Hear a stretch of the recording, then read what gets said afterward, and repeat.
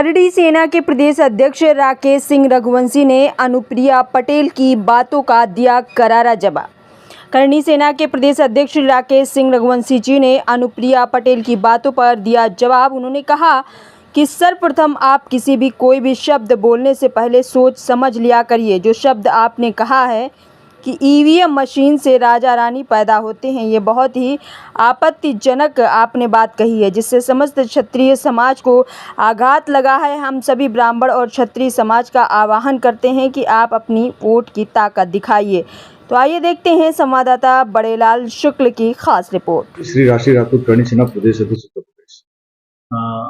कुछ दिन पहले अनुप्रिया पटेल ने राजपूत को लेकर बयान दिया था, जिस पर राजपूत लोग काफी नाराजगी जताई। देखिए, श्रीमती अनुप्रिया पटेल जी ने जो बयान दिया है उसकी घोर निंदा मैं करता हूँ। पूरा क्षत्रिय समाज इनके बात से आहत है। मैं अनुप्रिया पटेल जी को कहना चाहता हूँ कि जब लोकतंत्र का स्थापना हुआ था उसके पहले सरदार पटेल जी के कहने पे 512 से ज्यादा रियासतें क्षत्रियों ने इस लोकतंत्र को मजबूत करने के लिए दान दे दिया था और लोकतंत्र हमारा कैसे मजबूत हो उसके लिए काम किया था। लेकिन अनुप्रिया पटेल जी ने अभी कहा है कि ईवीएम से राजा रानी पैदा होते हैं और राजनी के पेट से कोई राजा नहीं पैदा होता। ये बहुत ही आपत्तिजनक उन्होंने बात की है। लेकिन मैं अनुप्रिया पटेल जी को मैं कहना चाहता हूं कि अनुप्रिया पटेल जी, आप जिस पार्टी से आती हैं, जिस परिवार से आती हैं, उस परिवार की ही आप नहीं है। आप अपनी माँ के, आप जिस माँ ने आपको पैदा किया, 9 महीने कोख में रखा, उस माँ की ही आप नहीं है।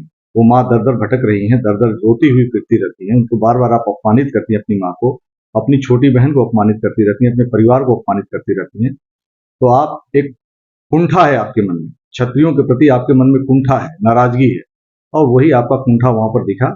इस तरह की भाषा का प्रयोग करने से बचना चाहिए। और मैं कहूंगा अनुप्रिया पटेल जी, अगर इस तरह की भाषा अगर आपको आती है तो हमको भी इससे बढ़कर के भी भाषा का प्रयोग करने आता है, इसलिए इन चीजों से बचिए।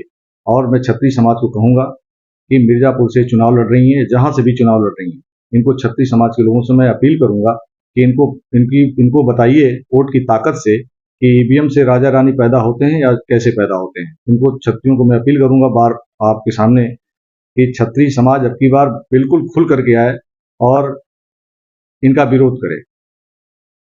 पूर्वांचल में अभी मेन सीटें भी बची हुई है, ठहराव चरण सदस्य, लेकिन देखा जा रहा है कि राजपूत और ब्राह्मण काफी नाराजगी दिख रही है और इसको लेकर बीजेपी में शिकन भी दिख रही है। खुद अमित शाह 2 बार आ चुके हैं, आगे आ रहे हैं, तो किस तरह इसको देख रहे हैं? देखिए, पूरा राजपूत समाज ही नहीं, इस देश में सवर्ण समाज बिल्कुल नाराज है और सबसे ज्यादा जो नाराजगी है सवर्ण समाज के जो युवा है वो नाराज है।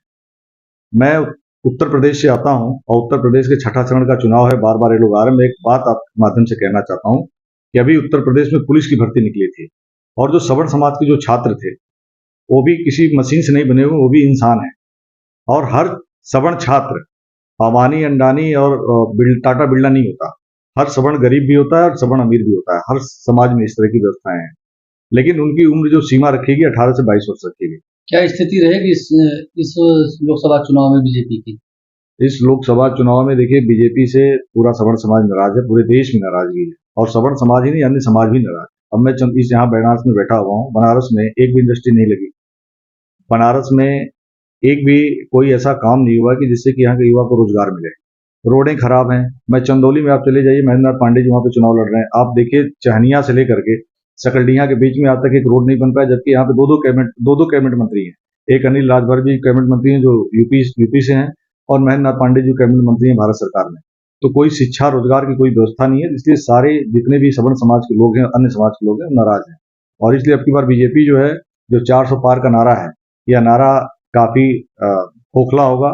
और इस नारे पे आपको जो क्षत्रिय समाज की जो नाराजगी है, मैं उसके माध्यम से बताना चाहता हूँ कि ये 300 पार भी नहीं कर पाएंगे। ये 300 के काफी नीचे रहने वाले हैं और अब की बार छठे सातवें चरण में अब की बार इनकी औकात बता दी जाएगी।